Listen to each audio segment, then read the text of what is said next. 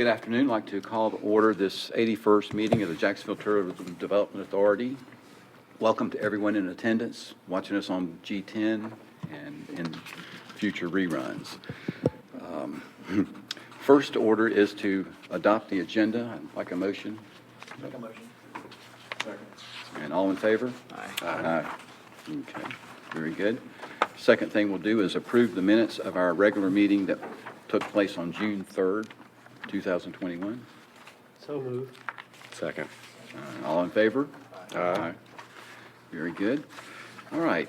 Our business for today, our first item of business is our reports from our various ad hoc committees have been working tirelessly over the past month or so to help move us forward. And today we're going to have our first one will be from promotions ad hoc given by our director, Chris. Yeah. I apologize if I take excessive sips of water.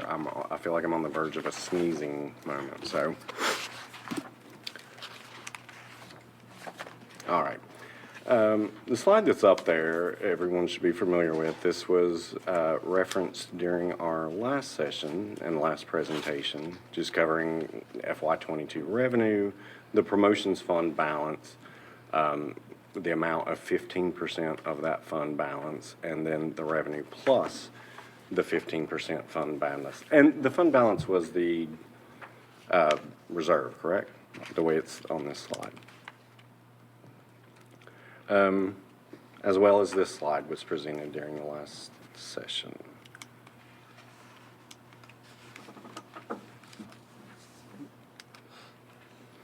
All right, leaving us with the uncommitted total revenue, $445,000, $445.77, and then the expenses that have already been approved of $237,000, leaving the uncommitted revenue total $208,077.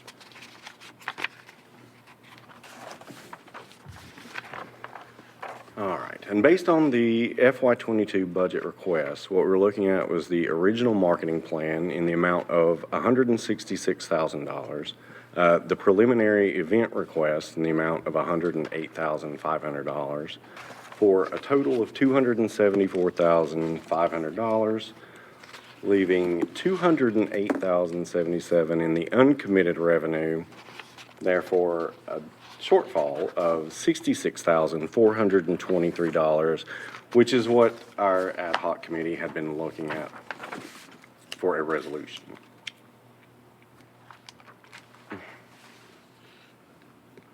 I'm just clicking away. All right, so the original ask for the digital campaign was $60,000, and that was the recommendation. For the AdWords campaign, full-time, the request was $10,000, and that was the recommendation. With Social Boost and the paid ads, the original request was $1,200, the recommendation was $1,200. For photo and video shoots, the request was $8,000. There was a recommendation of $4,000. After discussing this with marketing, is this doable? What would this take away, and how would it impact local tourism?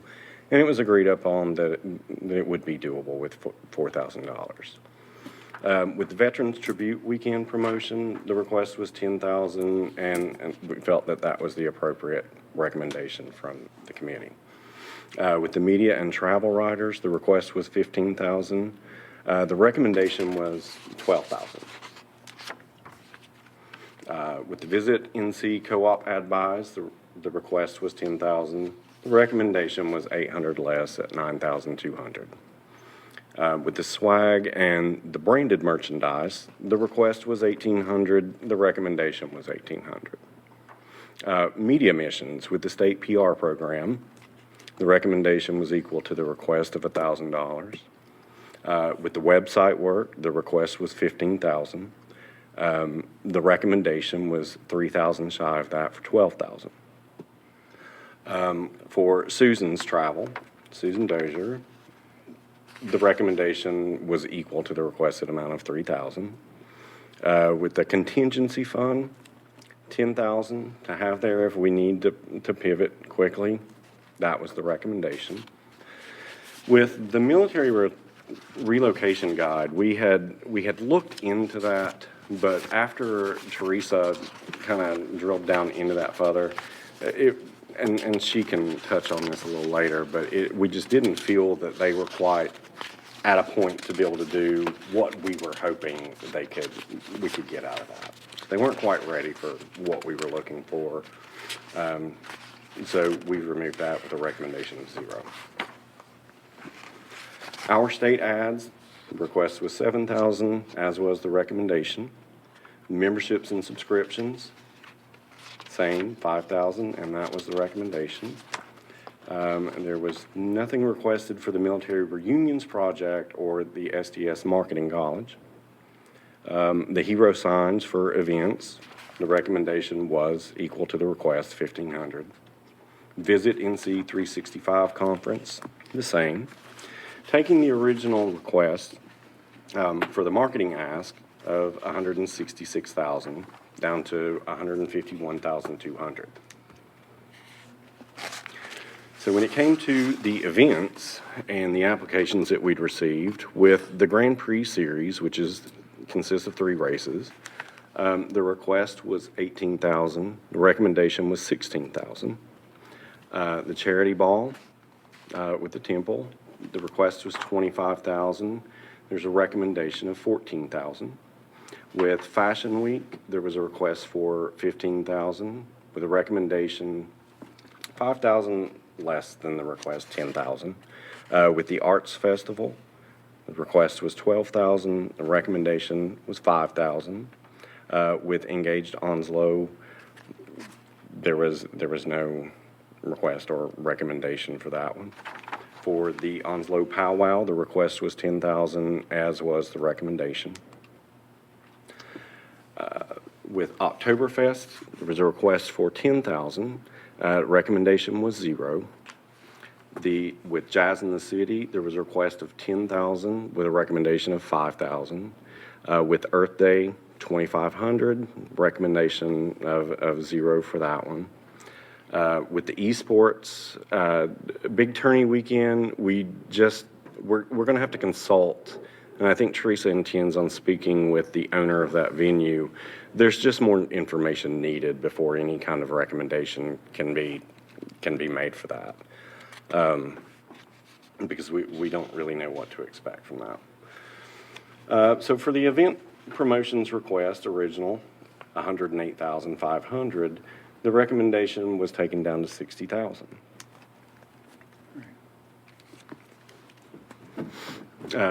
So FY22 revised promotion plan. The approved budget items were the equivalent of 237,000. The revised marketing plan, 151,200. The revised event request funding, 60,000, for a total of 448,200. The promotions budget, including the 15% reserve, totaled $445,077, which took us down to a shortfall of just over $3,000. So it made a significant difference.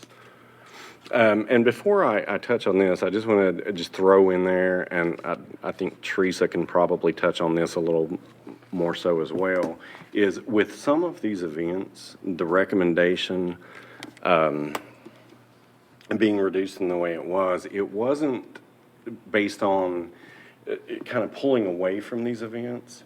It's just the more we got to looking at it and into a discussion about it, we realized that there are additional avenues of support that we could give them, regarding social media and advertising that would offset some of those decreases. So for the recommendations, I think this first point I probably should clarify. It says use up to 15% of promotions fund balance each fiscal year, but it's not. Is it the wording? It's not that marketing can tap 15% total. Our side of the fund balance, right? We can take that. planning to use that amount just to supplement For the for the reserve. for reserves. Right. Yeah, that was the, reserves is what I guess I need to throw in there. The focus would be obviously on events that generate room nights.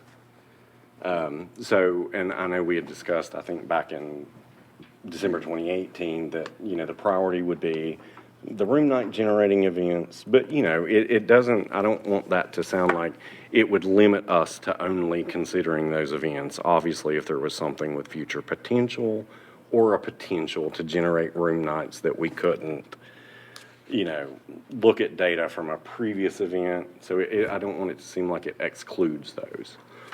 And a focus on marketing the overall destination and the local area over the events. Not that events need to be fully excluded, but the focus would be shifted on the overall area.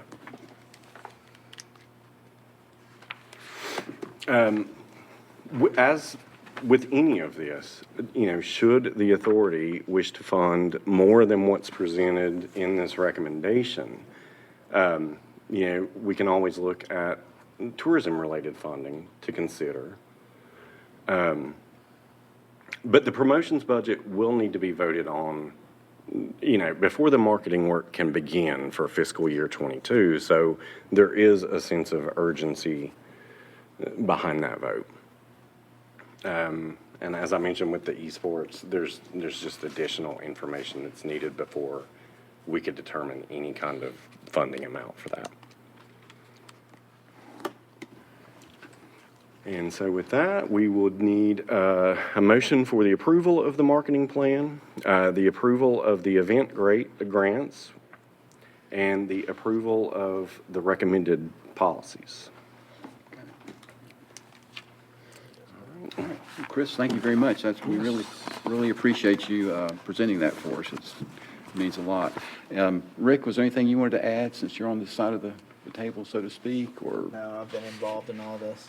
Okay. Well, I just wanted to reiterate what Chris mentioned, is that the events that we're not funding, so to speak, this time are going to receive our support via our already established venues of digital billboards, social media, our website. So these local events will get a push from our committee, although they won't have any specific budget behind digital expenditures outside the area. These are local events, and we will promote them locally via our established procedures or expenditures as it goes along. Any questions got some The one, thoughts? yeah, I've got not really a question, but if we can go back to the slide that talks about promotion committee, JTDA promotion committee, policy recommendations. Right. Okay, the second bullet, I guess, Chris, you were explaining that perhaps we can clean that language up, because it says only fund events that produce room nights. Well, just about all our events are going to produce room nights, but I don't want it to seem that, like you had stated, if it's a new idea and we're in a COVID-type situation, we may have a chance next year to build upon that.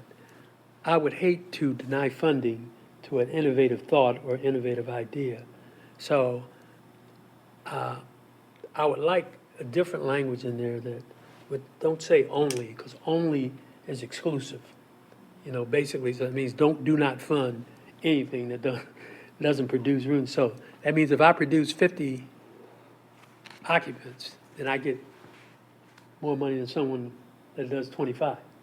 You see what I mean? So I kind of don't like that, because I think it discourages.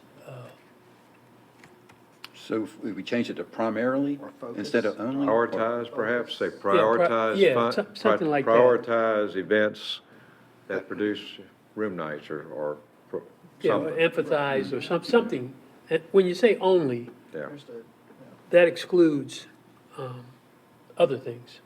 You see what I mean? So we can just change that language, I'll be fine with it. You know, and I was, that's why December 2018 popped in my mind. At that time, the way we kind of put it out there was that the plans in that moment were to support the current events that generated room nights, but that events with potential to Right. generate room nights would be considered, obviously. Right. So with that slight amendment, I don't have a problem. That sound good to everybody? Yes. Okay. Yeah, I think it's a good idea. I mean, I appreciate that. Could somebody explain the grants versus return? I've looked at it, and I've got a general idea, but I just want to make sure I understand. What we're doing is, we're trying to make an analysis of the money we expend, the expenditure versus the Return, revenue right. generation. So we look at it like on a flat line of, okay, if you did 10 rooms, and that would be $1,200, or if you did, 100 rooms, it'd be $12,000. So that's Like, it's, the example is, like, one is at $150, if this is Okay. how many room nights it would Right. take. If it But was at you- 120, it would take this many room nights to equate. And then, we, obviously, the tax, we're not going to do anything, it's going to generate enough tax to replenish itself, but we want to at least be getting some momentum for the dollars expended to. And basically, our floor was at least to break even in a way that if we spent 10,000, we would at least hope to generate 10,000 worth of business for the business, hoteliers. right. So it's just a barometer of sorts to help us, Just a scale. scale to Yeah, reflect. and I'll tell you, and like, it would go without saying with Rick, but from a hotelier's perspective, yes, even on this slide that you're referring to, giving the example of that amount, it flows out from there, though. Sure. You know, The multiplier effect. Is that what because the you're saying? more it generates, even, that's not just the revenue. The more supply within the market that it occupies, well, then the demand in that market raises, and so transient rates rise. And so throughout the entire building, now you're generating more additional Okay. occupancy tax. Okay, thank you. Okay, everybody good with that? Then, listen, we're going to be looking for a few motions here. The first one was the approval of the marketing plan, which is necessary to help, or to get Teresa and Susan the authority to expend the funds that we allocated. I'll make a motion to approve the marketing plan as stated. Second. All right, we've got a motion and a second. All in favor? Aye. Aye. Okay, good. And the events grants, we went over, like I said, I think we did a good job on honing in on what we established and what we've worked with before. And we do have the $10,000 contingency should some opportunity arise that looks promising to us. So we need a motion for approval on the event grants. I'll make a motion, we approve the events. Second. All right, all in favor? Aye. Okay. And the approval of the recommended policies with the With the correction. correction of prioritization of funding to events that produce room nights. And that sounds like a good, Yeah, I'll make a motion, we approve that. all right. I second. Second, and all in favor? Aye. Oh, my gosh, very good, like that. We've got this report done, and we've got our budget approved, so that's a big part of our job here. I'm glad that's done for us. Okay, now we've got the opportunity for our tourism-related ad hoc committee report, and we're going to start with Director. Don't mind, I'm gonna let Deanna take this. She's afraid I might drag it on a little too long. She thinks everybody's like Anthony, but I'd feel more comfortable if she did. And I'll interject a comment or two. And of course, Mr. Wright was involved in all that too, so he's certainly can comment also. Well, good afternoon. So the ad hoc committee met last week to go over the status of some of the capital projects that we've been working on. And so we're just going to kind of repeat those same slides that we talked about. So just as a recap, the unobligated FY22 for operating, as we just mentioned, was $479,000 with the fund balance of $2.3 million allowed in tourism-related projects. So we're focusing on wayfinding signage, the Lejeune Memorial Gardens, the Beirut Memorial Grove, the Welcome Center, and the sports-oriented investment, which we're trying to loosely keep undefined as we continue the conversations between the TDA and City Council. So again, as a recap, the FY22 budget detail, we have the Surgeon City debt payment of $150,000. The signage and other projects, we're still kind of working through those specific details, coming up with an estimate. And so that leaves a balance of $629,000 and change. And again, an unassigned balance that's available of $2.3 million. And these are the same slides that we have presented over the last at least 2 meetings.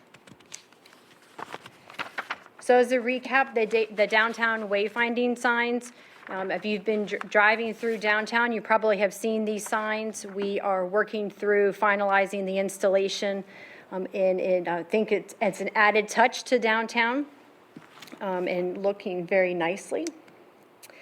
The NCDOT wayfinding, we're still working through some of the details. You may notice the difference between the 2 signs. The downtown signs are much smaller. They're of a higher quality. Unfortunately, with NCDOT signage, they have specific requirements of the size and the material of what we can put within the right-of-way. So these signs are meant to be easily replaced, I should say. So for instance, the signage that you see here, it's very large, and it allows us to, if it gets damaged, it's very cheap to replace.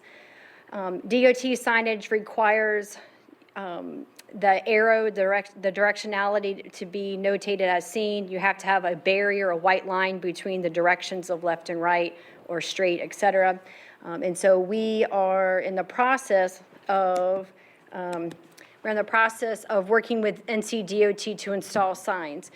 One of the things that you may recall, AECom put together a wayfinding plan, and that had well over 100 signs within the city of Jacksonville, specifically outside on DOT roads.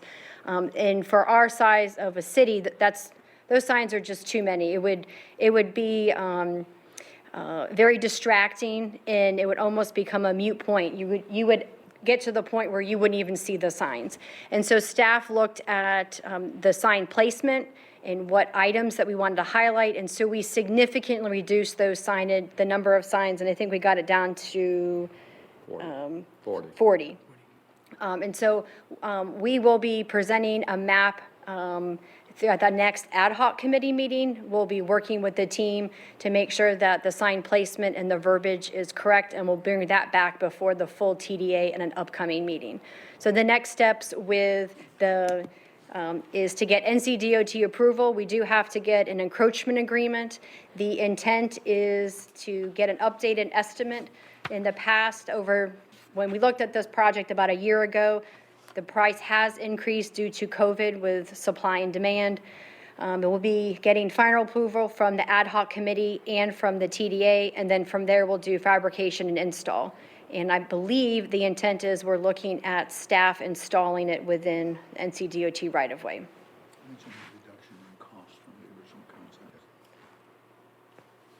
So when we initially looked at the downtown, or the signage within NCDOT right-of-way, the estimate was, don't quote me on this, but I want to say it's almost like $3,000 to $4,000 per sign. And that just is unrealistic for the number of signs that we wanted to install. So we kind of went back to the drawing board. We worked with our sign contractor. We worked with NCDOT. We came up with a different sign post in a different foundation. And so from that, I think we've simplified the design, and it allows us to have a greater cost savings to install this project. So we've got it basically from $3,000 to $4,000 a sign down to about $1,000 a sign. And of course, as you know, these are easily made. They're just pretty standard. Basically, you print the stuff and stick it on an aluminum sheet, and it's if somebody comes along and clips it or something, it's easily replaceable. So you'll notice that they are a little cheaper looking than the downtown ones. The downtown ones are somewhere around $2,000 a sign, just because of the way they're constructed. So. So the next project that we've been working on is the Lejeune Memorial Gardens. And you may recall that we've been working on this project for a while. And so the last update we gave, we came back with a concept of a much more simple sign, smaller sign. The dimensions are about 16 feet in width and about 5 feet tall.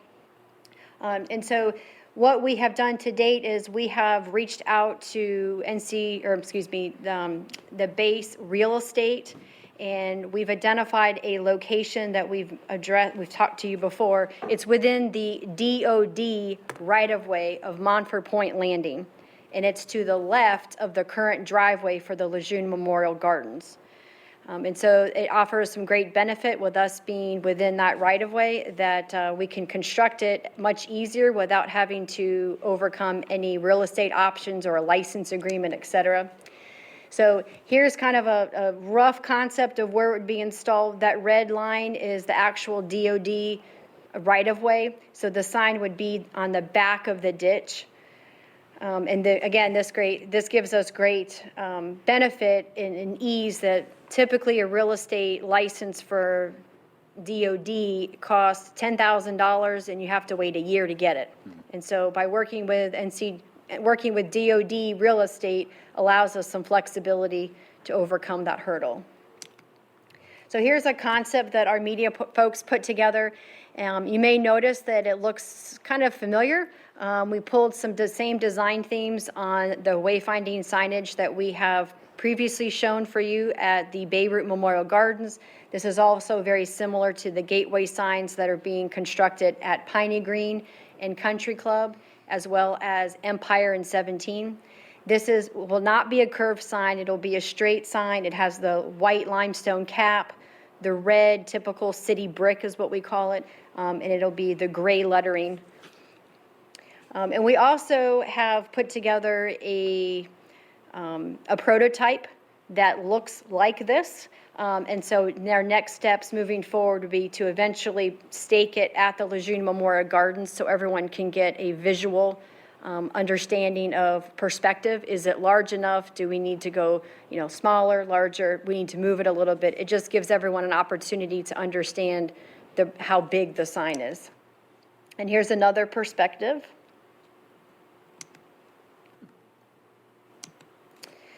So the next steps on this project is to request a presentation to our stakeholders. As you may we have a lot of stakeholders that we need to be coordinating with. And so we've already reached out to the Marine Corps base to seek preliminary approval. And if this is a project they would support, we'll be also reaching out to the Lejeune Memorial Gardens stakeholder group to request presentation at a future meeting. And once we get some approval from both of those, our intent is to share the concept renderings and to install that banner. And so once the banner is installed, we will notify you so that you can also go out and take a look to see if the sign meets your standards. Deanna, if I could. Yes. The original signs as proposed way back when, before my time, was well over $200,000. Right. Yeah. And we just didn't feel like that was a good bang for our buck. So we're downsizing and not as grandiose, but still expensive. $30,000 is not a cheap sign by any measure, but certainly one that's doable and keeps us better on budget, and I think a little wiser in our use of funds. So. And to Mr. Warden's point, we've mentioned that $30,000 threshold a couple of times, and that's important because at $30,000 or more, we have to get a licensed general contractor. And so if we can stay under 30,000 and we can remain under 6 feet, then building inspections is not involved either. So it's much more simplified. And as of right now, the concept is that we would contract with maybe Williams Masonry, Brennan Williams. He is the same contractor that has done the mason work over at the city cemetery. And he's also done some of the mason work as you're driving out on 24 by the main gate on the left-hand side. You've got all that beautiful brickwork. He's done that as well.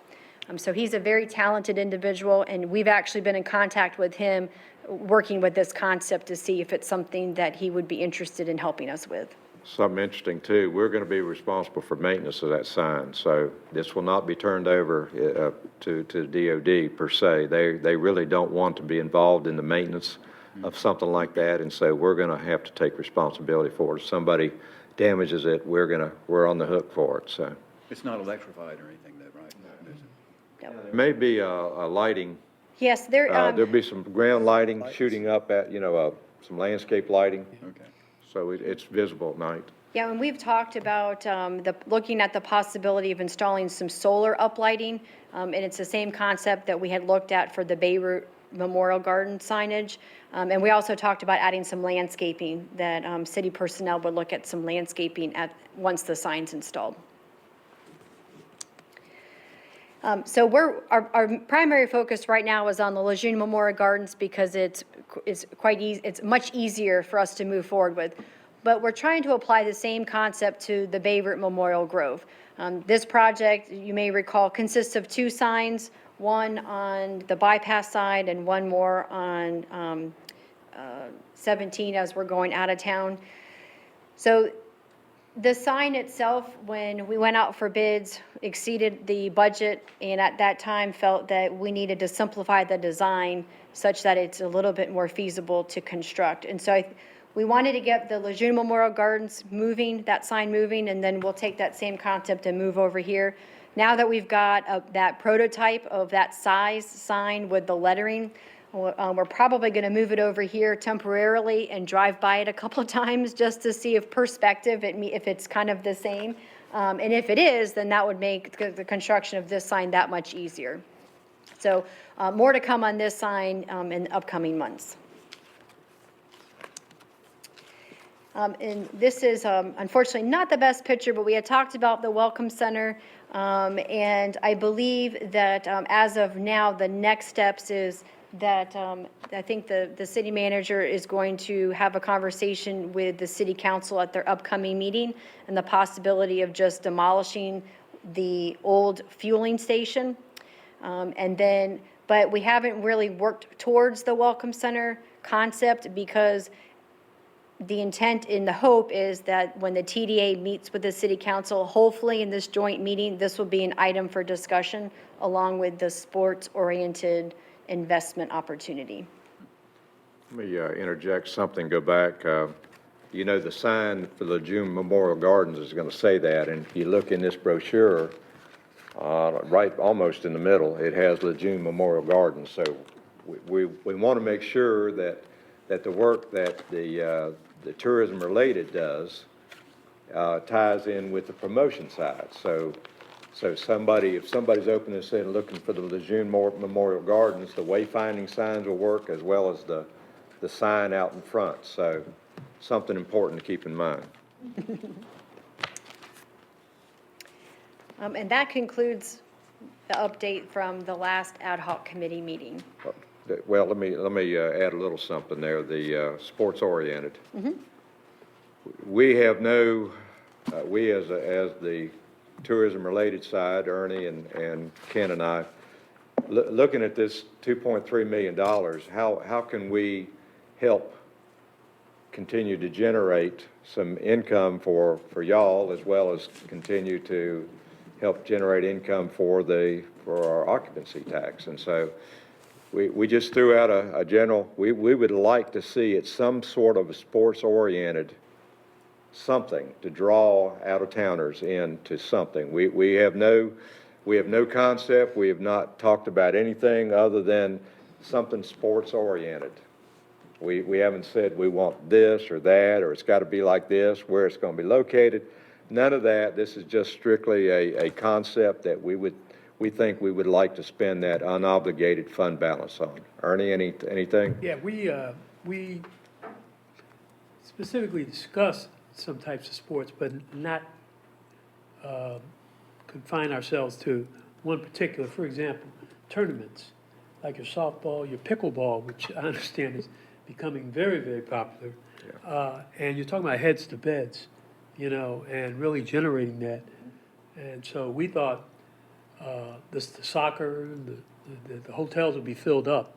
Like, for example, give you an example, Miles Guthrie has the East Coast Invitation, which we certainly have been promoting that and will continue to promote that. That can only get bigger.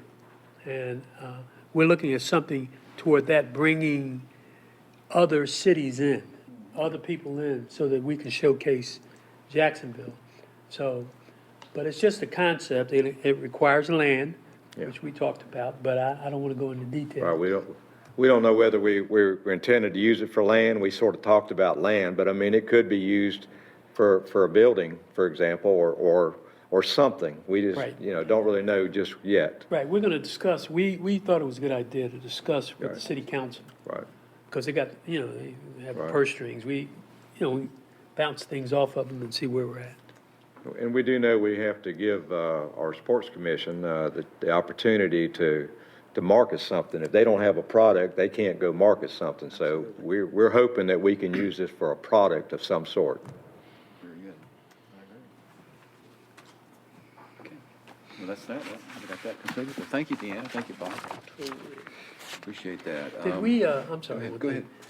I wanted to make sure, when I was listening to the sign presentation, Deanna, did we let the folks know that if anything happens to those short signs, that the city would be the ones repairing or refurbishing the signs, that we won't be hiring anybody else to do that?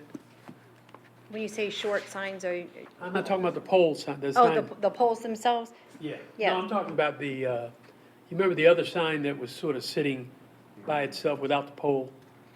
Oh, yes, yes, and that Mr. Borden had pointed that out, but yes, it's the the sign the big sign that's on the floor. That's Yeah. the the signs that are going within the DOT right-of-way, yes.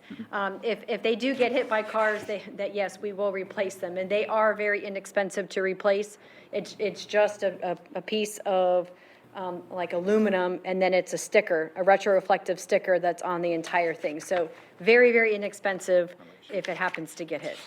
And that's the one where we have 40 of those signs? Yes, sir. Yep. I remember about, he did say so. Thank you. All right. Very good. Any other comments, questions? And remind me, were there 40 particular spots that had already been? Next time they say. Okay. We're going to be, what we received in our ad hoc committee was a typed list of areas, intersections where they wanted to place the signs, but they're going to go ahead and transfer that to an actual map, so that we'll know exactly where these signs are going to be throughout the city. So that's going to happen at our next ad hoc. We should be able to provide that to other members. All right, so with that being said, then we're going to go on to item number 3 for tonight, which is a discussion of our upcoming joint meeting with the city council. We're going to have a meeting of our authority with the city council prior to next Wednesday's regular workshop meeting at 5. So it's set up for Wednesday at the 4th at 3:30. I guess it'll be here, I'm assuming in the, are we going to have it in here, Dr. Woodruff? Oh, in this chambers here as well. Are you going to fill us in on this, Richard? You're going to tell us? To show you the draft agenda, and you can see that the first part is really an update presentations, very similar. They won't be the level of detail or the length that you saw today in your regular meetings. But what we thought we would do, using the old Southern term, we're going to skinny those down a little bit so that you can give an update to the mayor and council on your organizational changes. And then the promotion subcommittee would give a report, and the tourism-related committee would be giving a report, very similar to what you did today. The whole purpose is to make sure city council is understanding what you're doing and communicating. Then we would have an update from the city council, where we would talk to you about the Jack Amyette bids that came in the other day, what our thoughts are about the current Welcome Center and how we move forward, and then an update on the Riverwalk Marina. And then we would get into general discussions, And obviously, in the general discussions, you could either talk about your partnership funding, go back to number 1C on tourism-related subcommittee. That's where you would talk about your partnership funding opportunities. I know, Mr. Davis, that you have also talked, maybe either in general discussion or under your promotions presentation, about the possibility of things such as murals or other things that the city council, that you as a TDA would like to see the city council begin to consider that could bring tourism to the community. So that would be, it's going to be a very open, general discussion. It's going to be in the same format that you have here. The city clerk will see that the council members and the TDA members are interspersed, so it won't be council sitting in one place, the TDA sitting in another. But I think this is an excellent opportunity for y'all to begin to communicate your thoughts and some of your visions. Any thoughts that you'd like to have on changing the agenda, if you could mention them now or see us in the next day or two, because we do have to post this agenda, Carmen, by when? Monday? I had planned to send it to the council today as a draft, doesn't mean it's being adopted, so, we can Change it up until. Okay. Very good. Well, anybody have any thoughts on this? This looks like a good starting point. Richard, I have a question. There's no ending time, I notice, on this. 5 We o'clock, have a we meeting thought at that, 5. knowing that y'all enjoy meeting 10 or 11 o'clock at night, but no, we have to be finished no later than 5 because the city council will begin a workshop at 5 o'clock. Okay. So I would envision this, the presentations and things. I mean, for example, you've been through your business in 45 minutes.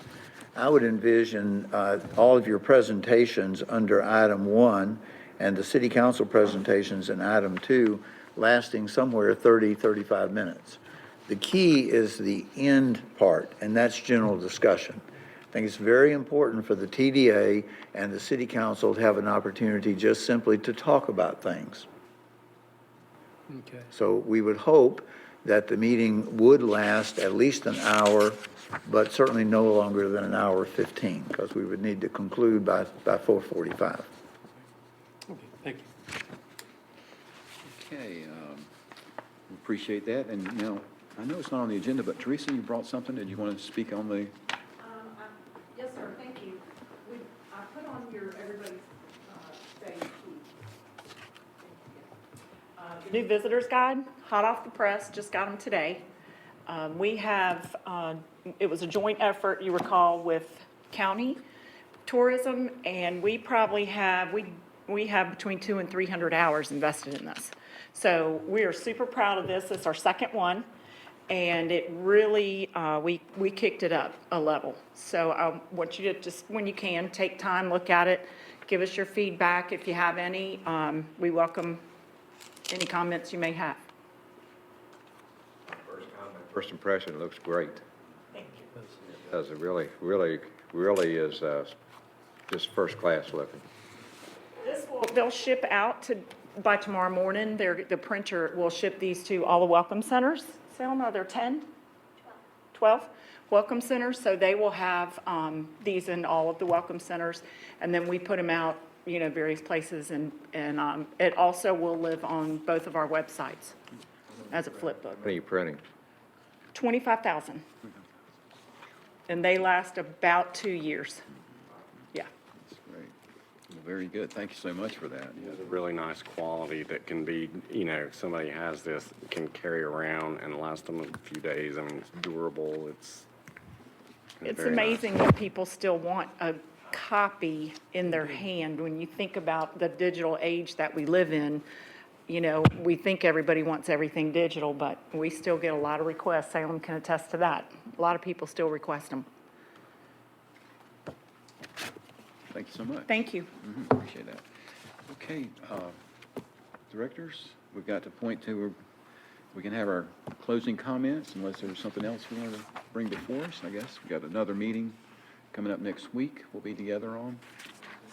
Any closing comments? thoughts, questions? I don't have any. Okay. Thank you for this great meeting. Staff? Okay. Well, in that case, we'll just look for a motion to adjourn. Motion to adjourn.